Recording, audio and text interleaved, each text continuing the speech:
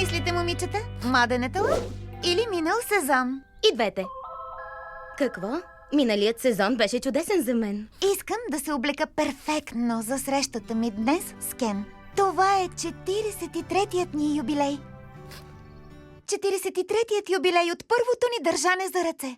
Няма картички по този повод. Затова направих. О, знам какво още ми трябва. Моята малка шнала пеперуда с кристали. Ето е тук в дрешника ми. Леле, това не е дрешник. Това е планета, наречена мода. О, просто няколко дреболии.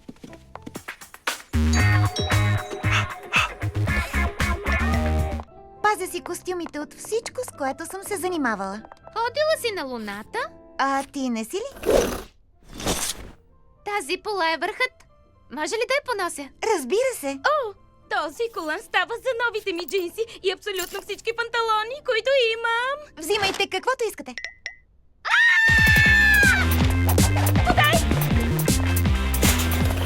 Барби не е ли най-страхотната приятелка? Забавна е, щедра е и е точно моя размер.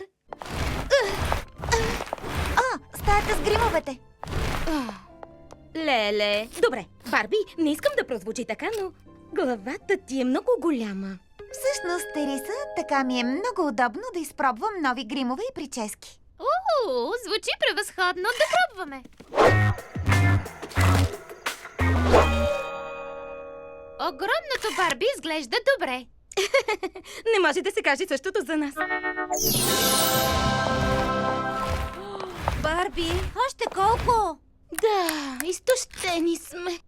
Още ден или два най-много. Изморени сме и сме много гладни.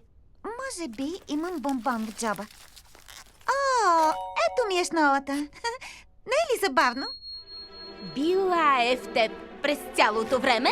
И дойдохме чак до тук за нищо ли? Не бих казала за нищо. Намерих тази симпатична огърлица, която ще направи тоалетът ми върхът. Искам да се махна от тук. Да, отмених си урок по йога заради това. Или беше урок по йогурт? Какво е това? На кога му пука? Дърпай! Не пипайте!